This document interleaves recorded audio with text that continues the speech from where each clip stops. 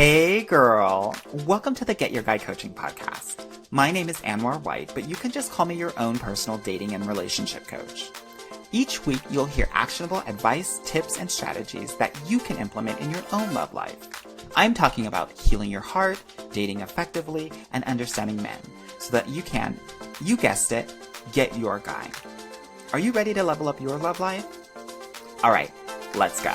I never felt the way I do about anyone but you.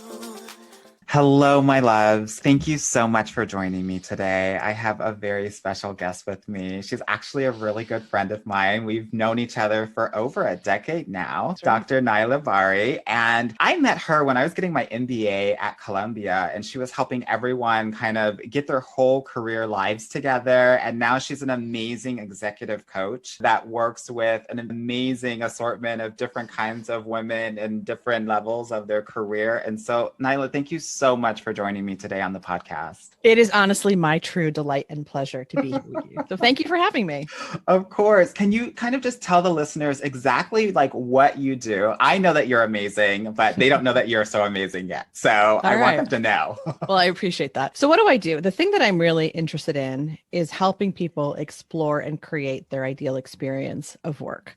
So I do that in a number of ways. So yes, I do coach. I coach people in organizations. I coach people privately. I coach people who are relatively early in their careers, all the way up to people who are approaching retirement, trying to figure out how to take everything they know and love to do and build a great retirement life for themselves. And I also teach in the classroom. So I still teach at Columbia, and I do some work in companies too, like sometimes helping talent leaders or other leaders figure out how to provide career support and other kinds of leadership development support for their teams and for their managers. So I'm in a lot of different places, and I'm Girl, you're doing a lot. I am.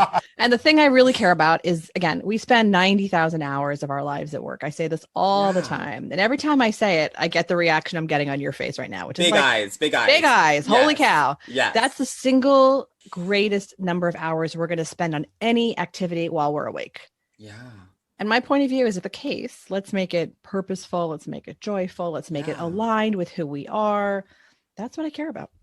So I reached out to you because what I know about doing this dating and relationship work is that so many of my smart and successful and ambitious and high achieving women that I work with, until they have a boyfriend or girlfriend or a relationship, they treat their work, their company, as their surrogate boyfriend.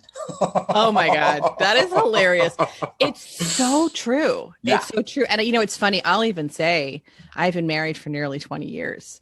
And I can see myself do the same thing, like compensating in some regards for what I feel like I'm not getting at home. I try to get it from work. It's such an interesting way to think about it. And, you mentioned this, and I've said it to you before. I use the language that we relate to our work, that we are in relationship to our work. So what's interesting for us to talk about today is how some of the stuff that we do that shows up in our personal and romantic relations also shows up in our work relationship.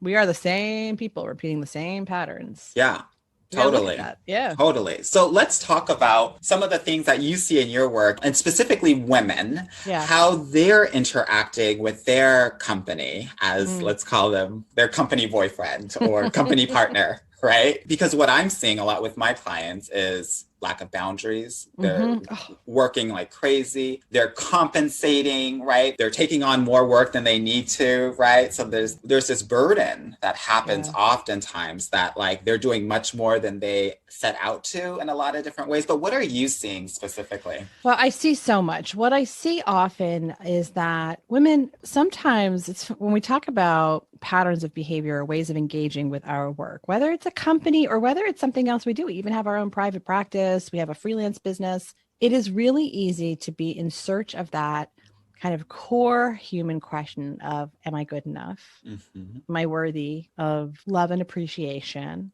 By doing all those things you're talking about, overworking, overperforming, having really porous boundaries around our day and what we say yes to, overdoing it, and yet carrying with that kind of extraneous effort, constant self-doubt, that constant narrative that we carry, like, am I good enough? Am I doing enough work for them? Is he happy? Is my boss happy? Is she happy? Am I going to get promoted? Am I going to get noticed?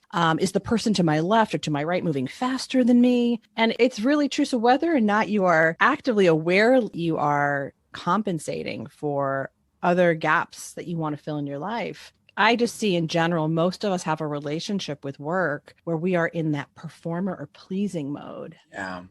So much. It's depleting. It's draining.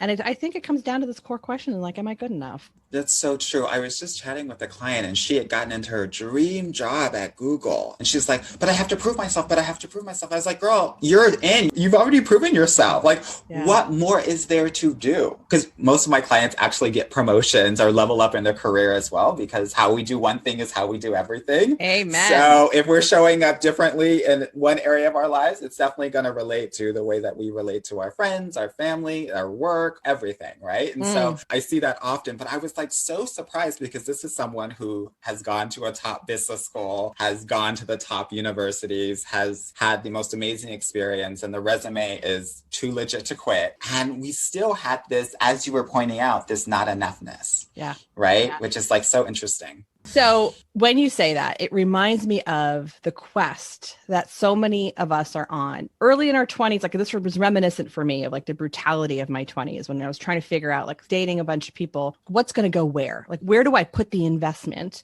of my energy and my care and my love to grow something into being like the relationship? And what's implicit in that is it's kind of like waiting for external validation, waiting that like they select me. They say, yes, you're the one. We have mutually, and not often enough explicitly, but somehow mutually agreed, we're going to go down this route together. And in many ways, it's not so different than how we relate to work. It's a sense that, like, when, you know, they gave me the promotion, they gave me the new job, but like, how many more gold stars can I get? Right. How much more do I have to be reminded? And how frequently do I need that organization, my manager, the leadership development program, like, you know, pick the agency to remind me, to tell me that I'm doing a good enough job. And what I find the work that you and I do might be different, but it's so similar in that we are really trying to build the internal radar, the internal measurement system to say, what do you want?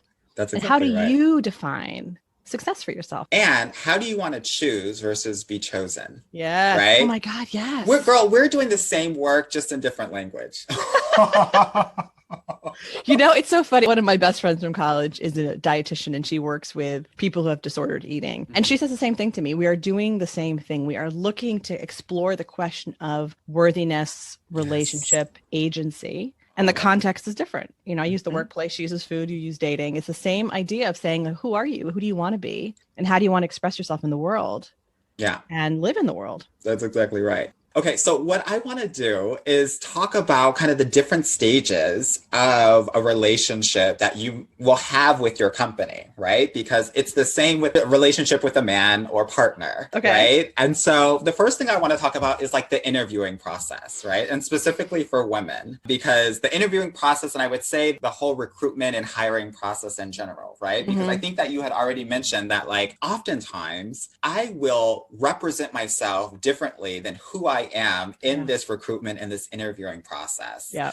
And then potentially show up differently when I get the job. So have you noticed that in some of the work that you do with your clients? And if so, how do you help them kind of get out of that, right? Because one of the things, and I'll just share it from the dating tip, is so much of my work is about, no, I want you to be 100% you at all times. I don't want you to put on this facade and then 3 months later, he find out who you really are and like not want to be a part of it because he doesn't trust you because you're giving him different faces. Yeah. So that idea of like misrepresenting or wearing a mask, right? And it's funny because I think... And especially women of color. Yeah.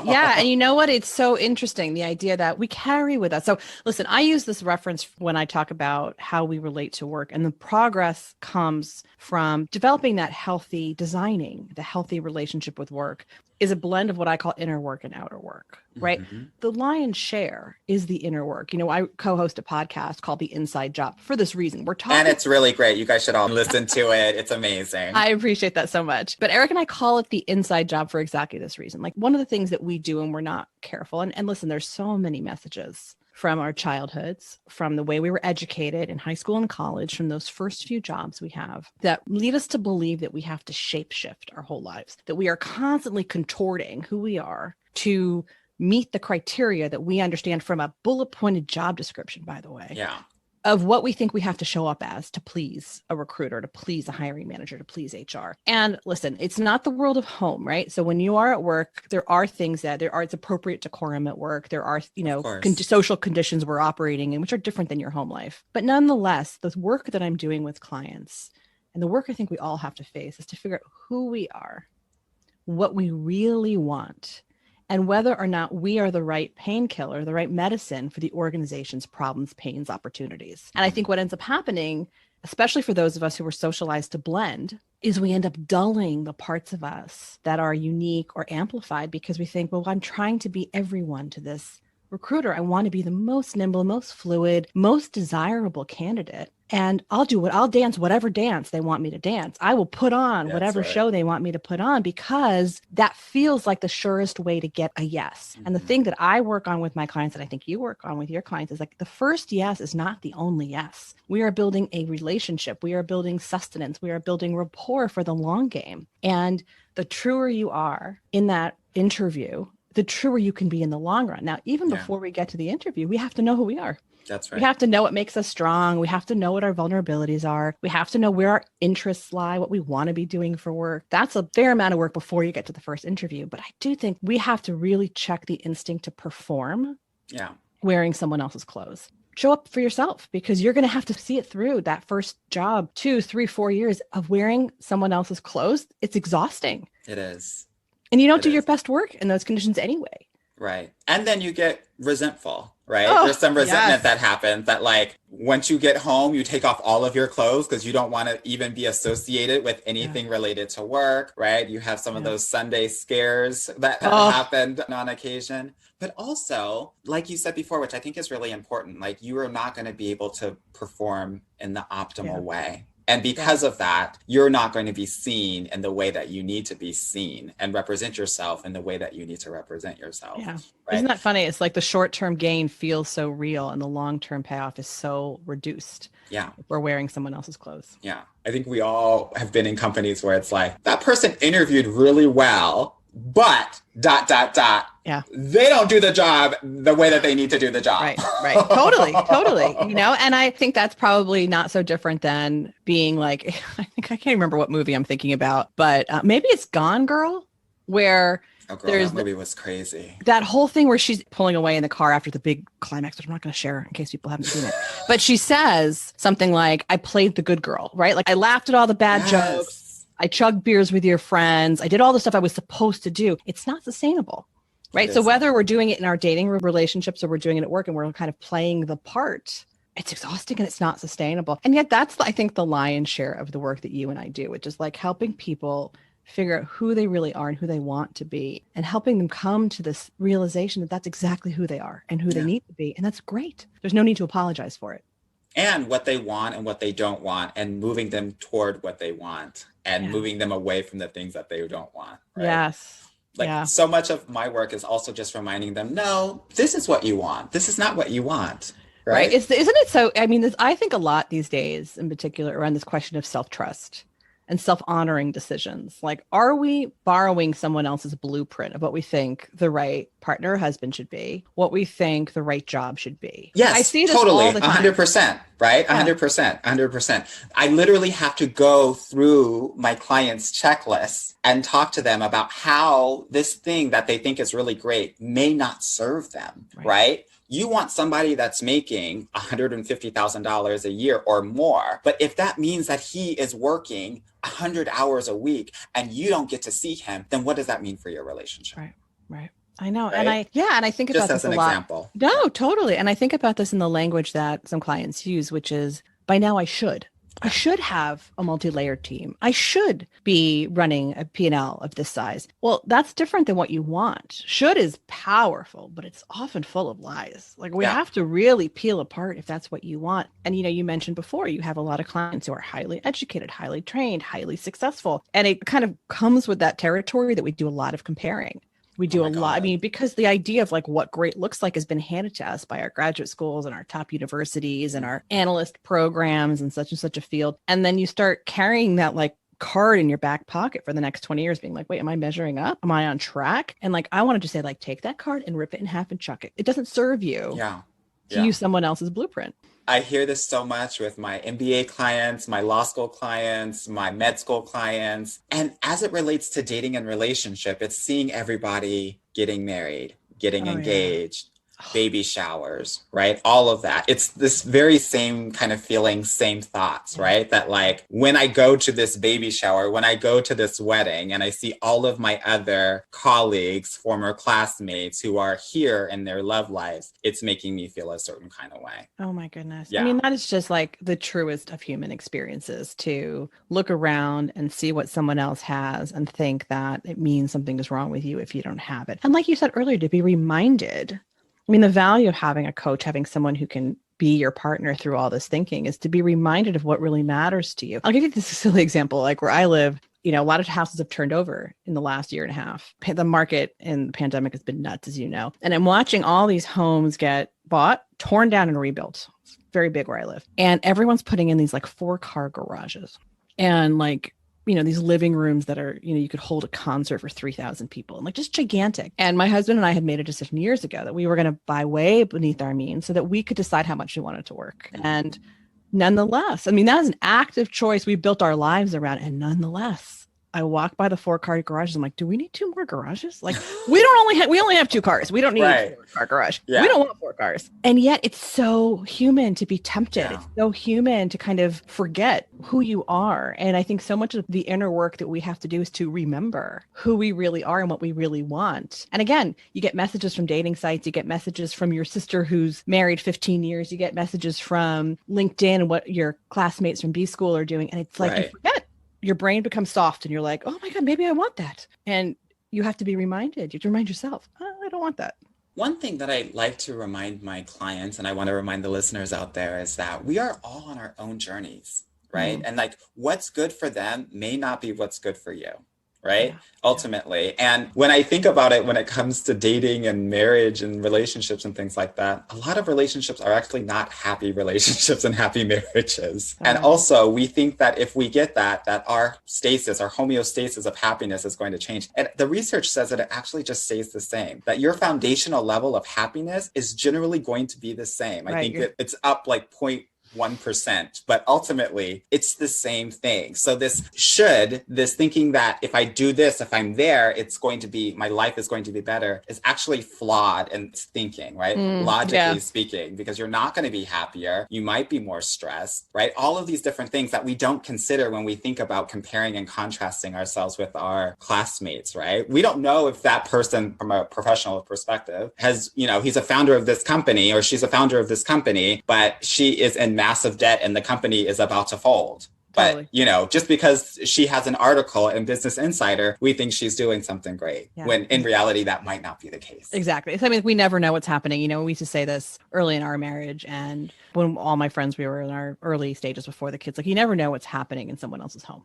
Right. You have a lot of assumptions because you see, and it's even worse now than we started, but social media and all the images that we put out there about what our home life is like or what our professional life is like. You never know what's happening in someone else's living room. Yeah. So not only do I think you're right that we are on our own path and we are creating our own lives, but the other thing I want to offer is that I think I see this a lot professionally with women, is that we are completely entitled to change the path in the life we are building. Totes. And what I see a lot, especially like folks like you who went through an MBA program at a top school, is this sense that I got on a track when I was 25 or 26 years old, and now I must stay on it until I retire. And it's like that same kind of acknowledgement of ourselves in relationship to other people.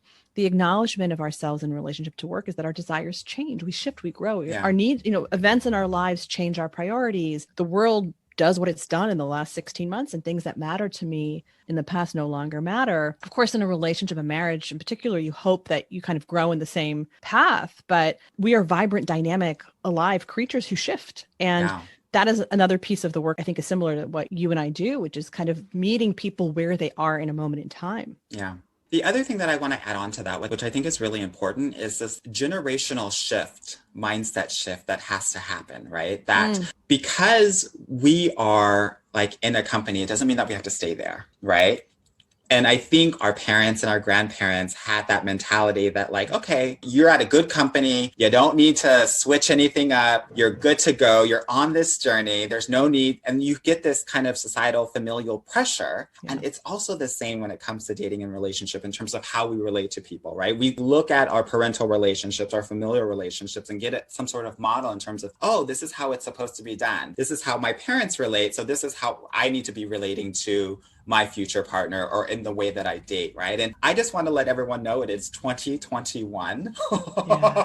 Yeah, especially women out there, you have more agency, you have more independence, you have more financial independence, stability. So you really do not need someone, right? But you can have someone. Right? I hope that lands so clearly with your listeners. Like this idea of pattern learning that we do around work and relationships, that we grow up, particularly like I'm a first generation American. So I grew up in an immigrant household with very different values, principles, behaviors than the people living in our neighborhood. I also grew up in a Middle Eastern household. So like just pretty different than how most kids are being raised in suburbia. Everything from what we ate to how we, the languages we used to speak to each other, to how we thought about things like risk and loyalty, right? Everything was very imprinted from this, not just my parents, but the lineage of this Middle Eastern heritage that I'm a part of. And for us to have the courage, because that's what I think a lot of it comes down to, is the courage to define how we want to live, how we want to relate, how we want to love, how we want to work is so important. And it is so much effort because that stuff's imprinted. It's like it's like intergenerational. You're literally flipping your life around. You are flipping your life around. My parents too. I mean, I sometimes laugh because they had this like massive risk they took to leave their home country. They were raised in Egypt to come here and to build a life here. And yet there are notions of loyalty to the company. The loyalty is so highly valued, and their lack of tolerance for risk. When I told them I was leaving organizational life to start my own practice, they were worried. I mean, visibly worried for my future. Yeah. And I was like, it's a different time, but also this is what living my life as a free agent looks like. And I want to know, and I believe for myself, and I believe for the people you serve and that I serve, we can make those shifts in and out. If I decide to go back into organization life, great. If I want to be out, fine. You want to be in a marriage, you want to be in a partnership, you want to be alone at a period in your life. I think it is a difficult thing to crack the code and to break the imprint that's been handed to us. But it is, I believe in my heart, the key to a fulfilling life, to draw your path and to take your steps on it. And to take some risks, right? And to take some risks. I know 100% that if you are not taking risk and being more trusting than your normal level set of trusting is in this love game, it's going to be hard for you to be successful, right? And I think that in the professional realm as well, I'm sure that's the case too, where there are going to be moments where, yes, you have this really good situation going on where you're the director here or you're the VP there or whatever it may be, but there's something else that's calling you. Maybe it's a smaller company, right, that you feel more aligned to. And even though it might look like a kind of parallel shift, right, in terms of there's no promotion or something, but it just makes you alive, right, that it might be the way for you to go. Right. Yeah. And that's okay too. Yeah. And it's important for us to think about both in love and in work. It's in the organization's best interest that you don't ask too much, that you don't ruffle feathers or rock the boat or, pick your metaphor, like in love, right? In many ways, there's lots of messages that just say be a good girl, just go and be polite, look pretty, don't ask too much. Don't ask him how much he makes. Don't push. And, I sometimes think there's so much infrastructure meant to keep us small and quiet. Yeah. And what an act of bravery it is to say, no, I need something. I want something. I'm going to say it and put it out there. So love or work or any domain of your life, that is the work, to find your voice and use it.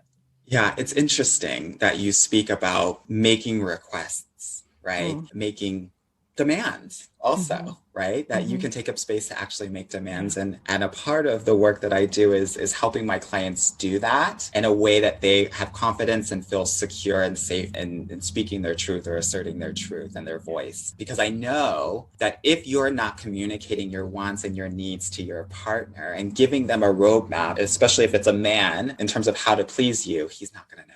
Yeah. Well, then that's where resentment comes from. Right. And I'll use examples with work. You can use examples with love. If we don't know, if our manager, if our organizational head doesn't know what we want for our career, doesn't know the kinds of work we want more of, and doesn't know the kinds of work where we think is outside of our zone of genius, and we frankly should do less of it for everyone's good. If we haven't communicated it, then we can't be resentful that we're not getting it, right? If I think about myself in my last organizational role, I really love, for me, core need is autonomy.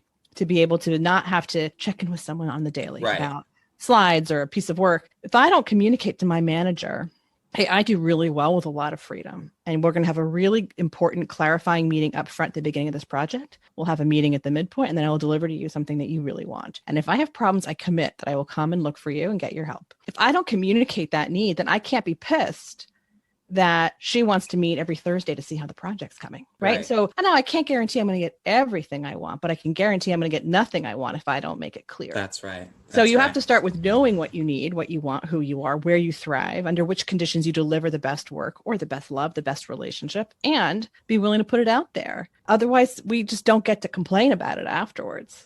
Gain the clarity and then communicate that clarity to others. Beautiful. Right? Definitely. Okay, so let's move on. Let's say we've been in this company for a couple of years and I need a promotion. I deserve a promotion, right?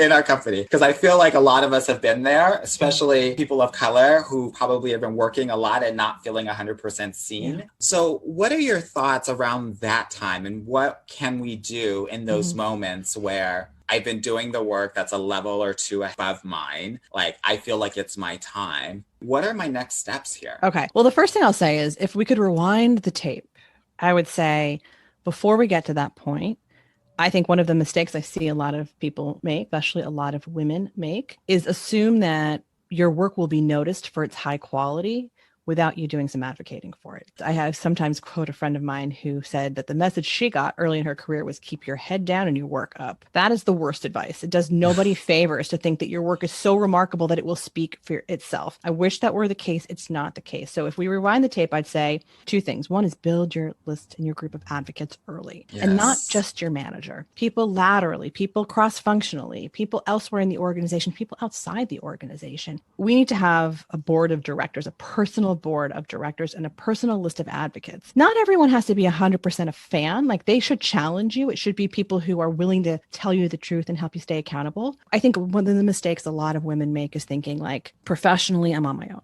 And I want against the world. Yeah.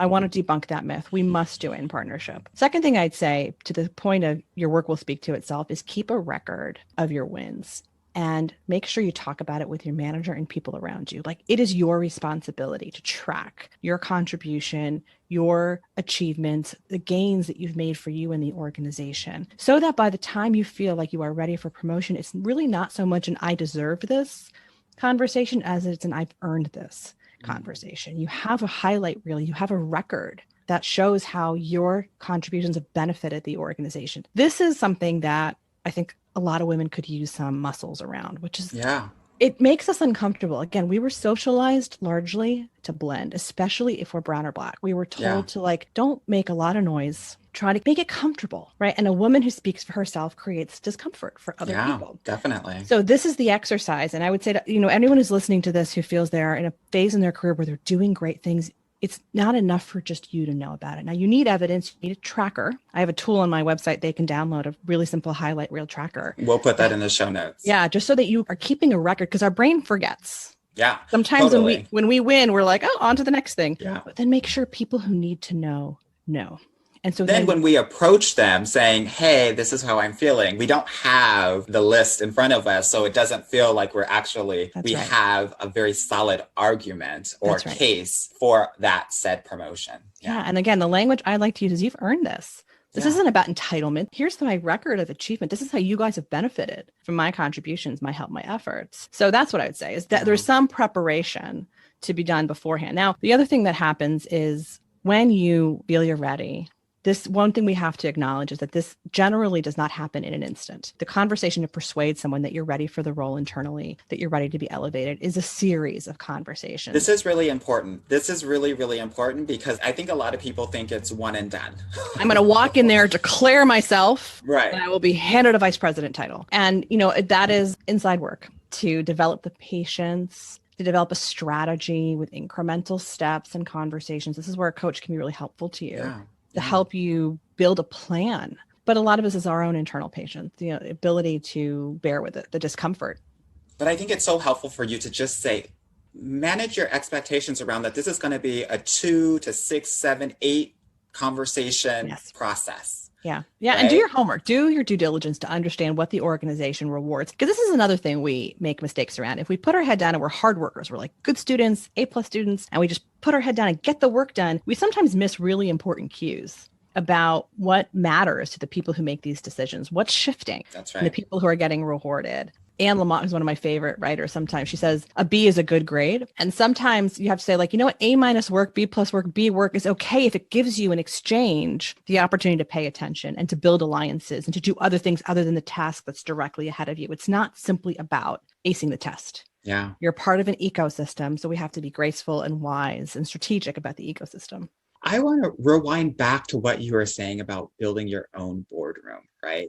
Because it requires a level of vulnerability and being able to ask for help or ask for something of someone else, which is a muscle that I think a lot of very high achieving women, especially in the professional realm, need to start to really kind of elevate, right? Because oftentimes, as you were saying, it feels like me against the world, but to really be able to ascend in this professional world, it's necessary. Yeah. It is the difference between your colleague getting promotions and you potentially not. Yeah, right? We are going to spend a lifetime working against the old boys network, right? This is the work of a generation plus. Yeah.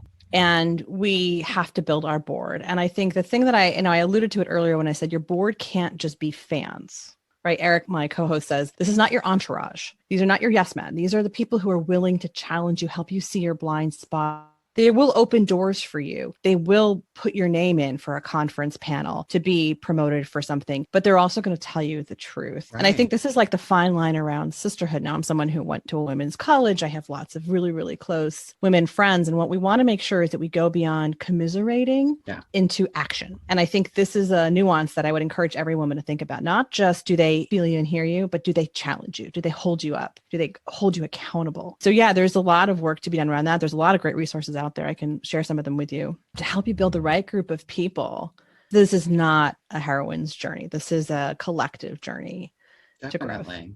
And the way that this relates to dating and relationships is that generally you will be in a casual dating situation and you will want to promote to an actual exclusive relationship, right? And there are things that you will have to say and do to get there. And it is not a one conversation thing, or at least most of the time it shouldn't be, right? Because going from casual dating to an exclusive relationship actually takes multiple conversations. Funny. Right? Yes, it actually does, because we're not in junior high anymore where he just holds your hand at the end of school and then you guys are going out, right? Or he walks you home and suddenly you're going out. No, that's not how it goes, right? It's about talking about what you want. It's talking about what an exclusive relationship looks like, right? Yes. What are the things that you need communication-wise? How often are you guys going to be communicating, in what medium, right? How often are you guys going to be going out? Who stays over where? What kind of date nights do you want to have? All of these different things are going to be necessary. It's an agreement. It's going to be a verbal agreement that both parties need to agree to, right? What does exclusivity actually mean? All of that. If you don't have that verbal agreement, you don't have a relationship. You don't have an exclusive relationship. And the thing is that I want to add to this is that when you, and this is so funny because all of my clients, because most of my clients get in amazing relationships, when you approach these guys, most of the time they're not going to know. But the initial conversation gets them thinking about what they actually need and want in a relationship as well. So that when you revisit this topic or conversation in the second or the third time, you're going to have an actual fruitful conversation about what both parties need and what they want and how you guys can agree and move forward in something that is both amazing clarity when it comes to a relationship, right? You know, what's so funny about what you're saying is that, of course, I'll notice, and I'm sure your listeners notice, there's no ultimatum in there, right? No. Which is, I think, the other way. We tend to talk to our bosses being like, if I think about even the way I have been approached by people on my team in the past who want a promotion, it was this kind of metaphorical, like swinging the door open. If I don't get promoted, I'm out of here type thing. Like we let it simmer. We let it burn us alive internally until we can no longer withhold our expectations, and we blurt it and make it someone else's problem. And I think that is, the antithesis of what we want. We want to be able to show not only that you've thought it through and that how it serves you, but how it serves the other party, right? This is what you need. Like for us to grow as an organization, for this team to deliver on its promise, my ability to rise in this role is going to serve the big picture, not just me. It's creating mutual value and requires us asking again, what is it that you need? I know what I need. I spent all this time with my coach or with my board of directors clarifying what it is that I want and need from my work. Yeah. What's it? Can I get an updated version of what you need? Right. Mm-hmm. And that kind of aliveness in the relationship with work is what can create the mutual win. But, that is, again, I think sometimes we skip that because it requires patience and genuine curiosity. Mm-hmm. And putting our own ego out of the way for a few moments. Yeah. But it's not so different than thinking about love or growing a relationship or saying, I feel ready for what's next. Are we aligned on that? Like in waiting to hear the answer, not kind of just jamming it down someone's throat. I love that. I love this leading with curiosity and not with judgment, right? I think sometimes we go in thinking we have an idea of what they want and what they need, and it might be completely different. Right. That we might not be aligned for that role, actually. And then what are you going to do? Because if that is true, and that's always the other thing I want to remind my clients when we're talking about work, is like, we are at choice throughout the relationship with this organization and this manager, this team. We're at choice. And sometimes the best gift I can help a client uncover is how many choices she has, because the world can seem very black and white. I'm either vice president or I'm rejected. And I want to remind people that there's the opportunity to create alternatives that suit you. Yeah. And sometimes they don't look exactly like you thought they would, right? And that same thing is true for love. The person you end up with, the person who does have the need and the desire to have the relationship you want, that alignment doesn't always come in the package we thought. That's right. 95% of the time, this is true. This is what I tell all empirical of my clients. Data? No. This is just my experiences that, like, yes, there are moments where it's like, this is the exact person. And I'm never going to be a dating coach that's going to say that never happens, because it does. The majority of the time, 95% of the time, the package is completely different. Isn't that funny? But the feeling is priceless, right? Of how you feel when you're in a relationship with that person that has a different package. That's gorgeous. I love that. We talked a little bit about curiosity, and I think the kind of corollary, the cousin to that, is openness and being willing to be surprised. And I see it with my clients all the time with work, that I would say that most of my clients get their next job, figure out the next path through their network, through talking to people. And one of the gifts of that process is that you uncover things you never even knew existed. You learn about companies you barely heard about. You learn about functions or roles or business needs that you wouldn't have seen on a posting on LinkedIn. And you leave yourself the opportunity to be pleasantly, lightfully surprised. And that is a orientation we have to practice. Yeah. Definitely. To find kind of the jewel where you weren't looking. Literally the first month of my program is all about, we're just going to widen your net, right? So that you can be same verbatim language, pleasantly surprised, right? I just want the opportunity and the proof of possibility, right? I love that. Yeah, that this is something that can actually please you in a way that you never thought or imagined. Yeah. I love that. And that is, again, it's inside work to notice what that rigid belief system that it must look exactly like this is doing for you and how it's limiting you. And just to notice that we tend to carry those definitions, those barriers, those imprints, and they're largely internal. The only way I could ever be happy is if. the only job, the only guy who will ever make me happy is this. And then to kind of have your mind blown by the fact that you are more rich and robust and creative than you thought you were. And therefore the match, whether it's professional or personal, might look different than you anticipated. Yeah. I mean, how awesome is that? This is what life is all about, right?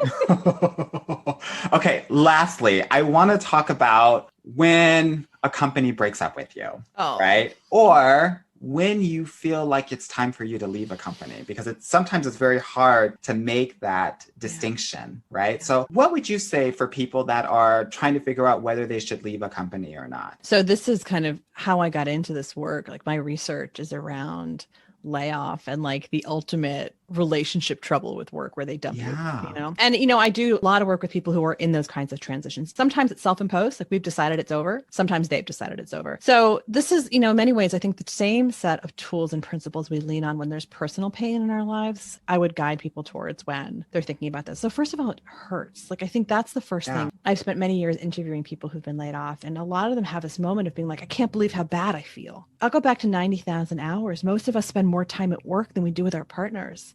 So when that's over, of course, it disrupts your whole life, your sense of self, your sense of purpose, your sense of belonging, the place you report to, whether it's through Zoom or in person. All of that is disrupted. Every end represents some loss, even when we're the ones who've triggered it. Even if we're the ones who've said, it's been 5 years, I'm done, I'm announcing my departure. There's always pain because something is always lost when something changes. In those moments, I remind people that we have rich internal resources and we must cultivate those resources even when things are good, right? And that's like personal practices, genuine, honest self-care, loving relationships that are sustaining, things that help us see our worth, right? A kind of an underlying theme in all we've been talking about is this idea of what am I worth? And that doesn't go away when the title goes away. If we have done the work to cultivate our sense of wholeness, same thing would be true when a relationship ends, right? And naturally there's that break and there's the pain and there's that, you know, we need to allow ourselves the grieving. Feel all the feels.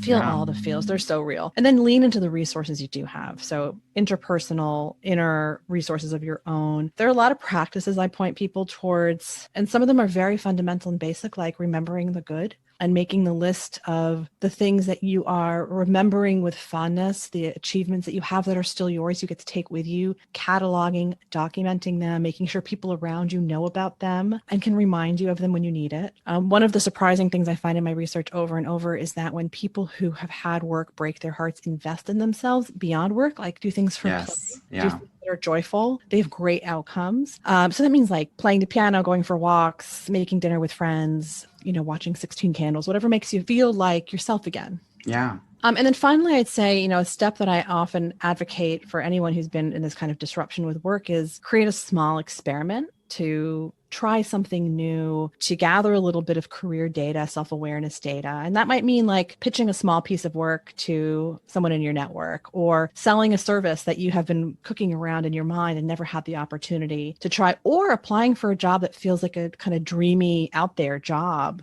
just to see what the response is. I think that workplace pain is often undertended to. We think that we have to just a job, get back to work. I believe the opposite. I believe it's an opportunity to revisit your wholeness, to remind yourself of who you can be, to recalibrate your desires and your needs professionally, to leverage your network, but to do it with genuine, honest self-care for yourself. It hurts. That's just the fact about it. The funny thing is that everything that you said is exactly what we need to do after a breakup, right? Yeah, like exactly. with a partner, right? That self-care, that self-love, that finding the things that, you know, create joy in your lives and doing those things, right? Whether it's piano, basketball, whatever it may be, and taking a beat. I think it's so funny that you mentioned that. I always tell my clients that I think it's important that there's going to be a transitionary time that you need to help you distance yourself from the identity of someone in a relationship to your new identity as a single woman. And that's true for work too, because it's so easy to confound who we are as humans from who I was in that job. You know, and I use myself as an example all the time. I was the dean of students for 16 or 17 years. And when it came time to leave, I was like, I have to like learn how to rename myself, to see myself totally independent from this organization, which has been my partner for, you know, most of my adult life at that point. And, you know, in the same, you know, the risk if we don't do that is like in love, the rebound relationship. We just take the first thing that comes around and it might meet some of our immediate needs, but we don't even know what our real needs are because we haven't taken the time to explore them. And I will say, sometimes with work, you must, right? You need a paycheck, you need insurance. There's sometimes you have to do that. Yeah, totally. But to not confuse that to be the next big thing, unless it is the next big thing. Yeah, totally. One of the things that I also tell my clients who are very ambitious and high achieving is because I know that they're not going to just sit on their hands and do nothing. Right. So what I do tell them also is find a very small goal. Yeah. Right? Not something out of this world that you're going to like do Boston Marathon or something smaller that you know that you can do in a small amount of time, let's say 2 to 4 weeks, right? That you can complete, that you can do. Because what we need after those moments, that injection of confidence that I can do, right? That I can accomplish, that I can achieve, and like what they're saying or what they feel about me or whatever the situation is and how I'm thinking about it can change based on the fact that I'm reminding myself of all I can do and all that I am and all that I can achieve. Yeah. Yep. That's self-efficacy, right? This constant, the belief that I can continue to meet goals. I think it's beautiful. I think it's great guidance. And I would say the same thing is true for someone who's had their heart broken by work, which is do something good for yourself that you can complete. And it might have nothing to do with work, but it reminds you again, the same way that investing in just like allows us to see ourselves as purposeful, directed, accomplished, whole. It's like, that's, our image of ourself is very tied to how we work. Is very tied to how we love, right? So when that is disrupted, it's easy to look in the mirror and see half a person. And this reminds you you're a whole person and you can be a whole person again. So I love that advice. That's brilliant. Awesome, awesome, awesome. This was a pleasure. Thank you so much for joining me. For all of the listeners out there, and I know there are going to be quite a few of them who want to get connected to you in terms of leveling up their professional, executive, and just general life, right? Like, how can they connect with you? All right. Well, all over the web is Nayla Bahri. So Naylabahri. I'm very active on LinkedIn and Instagram. I do co-host a podcast called the Inside Job Podcast. Check it out, y'all. Yeah, it's so fun. And you know what? This is the thing. Like, how we work is how we live, right? You say it all the time. How you do one thing is how you do everything. So we're having the same conversation, you and me, in different contexts. I'd love to have the conversation with your listeners. So I hope you guys will check me out. Yeah, definitely. All righty. Well, thank you so much for joining us. And Nayla, thank you so much again. Super enjoyed this. All right. Be well, everyone. Until the next time. Bye. Hey, girl. Thank you so much for listening to the Get Your Guy Coaching podcast. If you like this episode and want to talk with me personally, please book a free consultation at www.getyourguycoaching.com/apply or subscribe and leave me a review wherever you listen to your podcasts. Talk soon.